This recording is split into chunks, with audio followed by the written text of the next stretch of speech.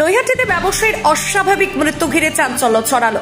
শুক্রবার নৈহাটি পুরসভার 17 নম্বর ওয়ার্ডের শাস্ত্রীপাড়া বেলতলার বাসিন্দা কাঠের ব্যবসায়ী শিবশঙ্কর দে ওরফে প্রদীপের মৃত্যু ঘটে। এদিন ঘরের মধ্যে ঝুলন্ত অবস্থায় প্রদীপের দেহ উদ্ধার করা হয়। যদিও প্রদীপের পরিবারের লোকজন তা মানতে নারাজ। এই অস্বাভাবিক মৃত্যুর জন্য প্রদীপ বাবুর স্ত্রীকে দায়ী করছেন তার পরিবারের সদস্যরা।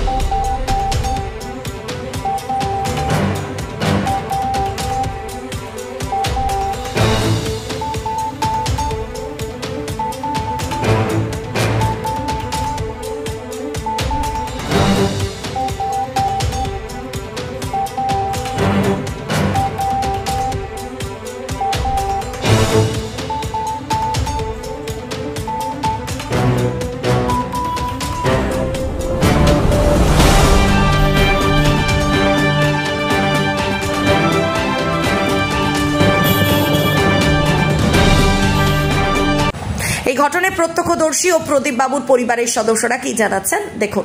ওখান থেকে টোটোতে করে আরেকজন আমার মিস্ত্রি ফোন করলাম, ও চলে গেল ইমিডিয়েটলি হসপিটালে চলে গেল। আমরা টোটো নিয়ে হসপিটালে চলে গেলাম। ওনার ওয়াইফও গেল সাথে, আমাদের সাথে। ওনার ওই যে রুম্পা দাস, উনি চলে গেল আমাদের সাথে। যাওয়ার পরে আমি রাস্তায় যেতে যেতে এদেরকে ফোন করছি, দিদিকে, দিদি এই অবস্থা, দাদা গলায় দড়ি দিয়েছেন, গলায় দড়ি না, ওরা কী হয়েছে জানি না, এরা আমার হাসপাতালে নিয়ে যাচ্ছে। আপনি ইমিডিয়েটলি চলে আসেন হাসপাতালে যাওয়ার পরে তো ডাক্তার দেখলো, ডাক্তার দেখার পরে ওনাকে ডেট ঘোষণা করে দিল যে ডেট হয়ে গেছে। আর উনি ডাক্তারবাবু বলেছিলেন যে আর ওনাকে মানে এই ধরে আমাদের তো আর কি বলবো ওখানে। আর উনি বাইরে বসে, হ্যাঁ পুলিশ অফিসারটা উনি আমাদের নাম ঠিকানা নিয়ে এসেছে এবং ওনাকে বাড়িতে পাঠিয়ে দিয়েছে। সুমন্ত সোম ওনাকে বলছে তুমি বাড়ি চলে যাও, ওই মহিলাকে, ওনাকে বাড়িতে চলে যাও। আমি আবার স্যারের কাছে বললাম, স্যার উনি বাড়ি চলে যাচ্ছে। বলছে সে যাবে বাড়িতে, আমি কি করবো? বলছে তারপরে আবার রাস্তায় দিয়ে আমার একটা বিশ্বজিৎ দেওয়া আছে, সে আটকে দিয়েছে ওকে, যে তুমি বাড়ি যাচ্ছ কোথায়? বলছে আমি যাবো না, কি করো, আমি তোকে মেরে দিয়েছি, আমি বাড়ি যাবো না কি? ডাইরেক্ট মহিলা তার কাছে বলেছে, তুমি লাগলে সাক্ষী দিতে পারবো, তাকে দিও। হ্যাঁ সে ভদ্রলোককে হ্যাঁ আটকে রেখেছে, তো বলছে আমি মেরে দিয়েছি, তার আমি এখানে থাকি কি করবো?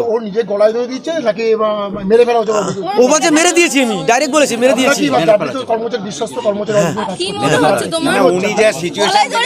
না না না, কোনো গলা ধরে দিন না স্যার, একদম 100 কোনো গলা ধরে। আমিও এক কর্মচারী, ইনিও এক কর্মচারী, 100 কোনো গলা ধরে কোনো। তারপর তো আমি হাসপাতালে গেলাম, তারপর তো গেল স্যার, ওকে পাঠিয়ে দিল। হ্যাঁ থানায় এসেছি, থানায় কমপ্লেন নিয়েছে, কি বলছে কোনো এফআইআর কিছু হবে না এখন, পোস্টমর্টম। এটা থানার কোনো নাম, হ্যাঁ বড় বলছে এখন এফআইআর হবে না, এটা পোস্টমর্টম রিপোর্ট না আসলে আমরা কিছু করতে পারবো না এখানে। কমপ্লেন নেয়নি এটা, এফআইআরটা নেয়নি, এফআইআরটা নেয়নি। আমি মনে করছি রাশার মার্ডার, ডাইরেক্ট মার্ডার। চাচ্ছি না শাস্তি হোক, পুরোভাবে শাস্তি হোক, আমরা বিচার চাচ্ছি। এরা আমার পুরো আমার তুমি বলো, তুমি আমার মাথায় নেই। আমার নাম বাবলু ঢালি। আমরা তো সত্যি কথা বলতে প্রথম থেকে কিছু জানতাম না। 12:30 নাগাদ আমার মা ফোন করেছিল প্রদীপকে। প্রদীপ বলেছে হ্যাঁ খেয়েছি, কিন্তু পরে বাবলু এই আমাদের দাদার কাছ থেকে জানতে পারি যে ও সকালবেলা বাড়িতে এসছে, দোকানে এসছে, তারপরে চেঁচামেচি শুরু হয়েছে নাকি ফোনে, তখন অশান্তি শুরু হয়েছে। বলছে নাকি যে যদি আর 30,000 টাকা আজকে তুই না দিস, তোর গলায় পা দিয়ে আমি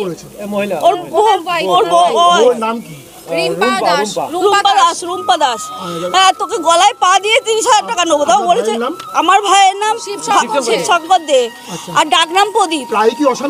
হ্যাঁ প্রায় অশান্তি, মানে ওর যা টাকা, ওর দোকানে কিন্তু মানে কাজের অভাব ছিল না, কিন্তু তবু ওর হাতে টাকা থাকতো না কোনো সময়।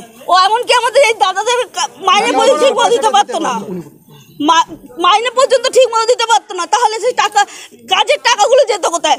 ওর বউ বলছে আমরা নাকি সব টাকা ছিনিয়ে নিয়েছি ওর কাছ থেকে। মেন ঘটনা সেটা বলো না। তারপর এই বাবলুদা হঠাৎ ফোন করে আমাদের বললো, 1:41 ফোন করে বলছে যে দিদি শিগগির চলে এসো, প্রদীপটা গলায় দড়ি দিয়েছে। আমি বলছি কি বলছো, আবার বলছে তুমি শিগগির চলে এসো, নৈহাটি হসপিটালে যাচ্ছি, গলায় দড়ি দিয়েছে। আমার ছোট মেয়ে তখন ওপারে ইয়ে দিতে গিয়েছিল, কাজে গেছিল। আমরা ফোন করে বলি তুই শিগগির ইয়েতে যা, হসপিটালে যা, মামা গলায় দড়ি দিয়েছে। আমরা পৌঁছাবার আগে ও পৌঁছে যায়, গিয়ে দেখে ডাক্তার নাড়ি দেখেছে, তারপরে আর কি করেছে ওই নাড়ি দেখেছে, তারপরে গলায় দড়ি অবস্থায় দেখেনি না, তখন তো নিয়ে গেছে, ওরাও নিয়ে গেছে। কথা বলুন আমার বোনের সাথে, ও সম্পূর্ণ বলতে পারবে। আপনি কে হন? আমি দিদি হই, সোমা মোদি।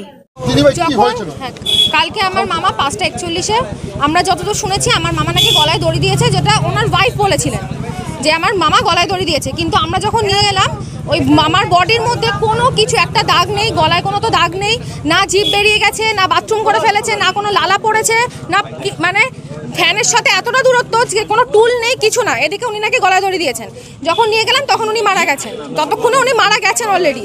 এবার যখন পুলিশ সব এসছে, এনকোয়ারি হচ্ছে, তখন মানে সব সাজানো হচ্ছে, মানে আমাদের থেকে সব স্টেটমেন্ট নিচ্ছে, আমার থেকে, মায়ের থেকে, সবার থেকে স্টেটমেন্ট নিচ্ছে, ওনার ওয়াইফের থেকেও স্টেটমেন্ট নিচ্ছে। নেওয়ার পর কী করলো, ওনার ওয়াইফ ওখান থেকে